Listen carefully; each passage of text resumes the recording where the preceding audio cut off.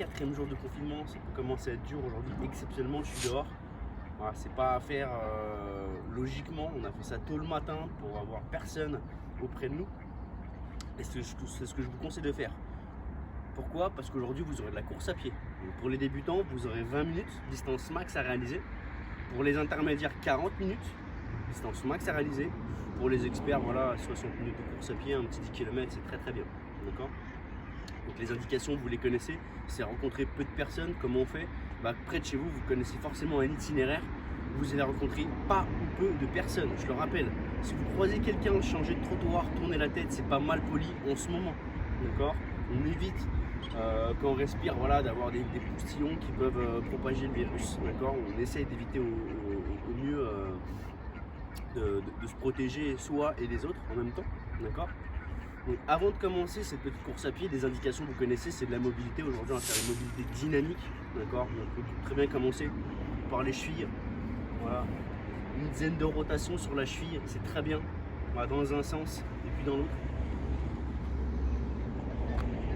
Pareil de l'autre côté, hein, à chaque fois 10 répétitions. Ça reste le minimum pour les articulations. Pour les genoux, on peut faire pareil. Hein. Vous connaissez, on va placer les mains sur les genoux. Rotation interne, rotation externe. Ici, on pourrait faire, vous connaissez, des petits squats. D'accord?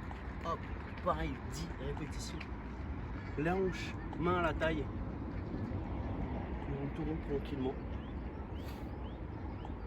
Même chose à chaque fois, je le rappelle, 10 répétitions dans un sens, 10 répétitions dans l'autre. Hanche, même chose, hein, on travaille la proprioception. 10 tours d'un côté, 10 tours de l'autre. Bien évidemment, quand je fais une jambe, je fais toujours l'autre. Les épaules, d'accord, préparer le haut du corps, c'est pas inintéressant. Petit mouvement de bras dans tous les sens. Et ensuite, il va falloir attaquer le cardio. Le cardio, vous connaissez, on peut commencer par des petits montées de genoux, 20 secondes d'effort, tranquillement. Voilà. On va passer au talon-fesse. Si vous avez de la place, des pas chassés, d'accord? On part dans un sens. On prépare vraiment les muscles qui vont être sollicités pendant la course. Voilà, croisé.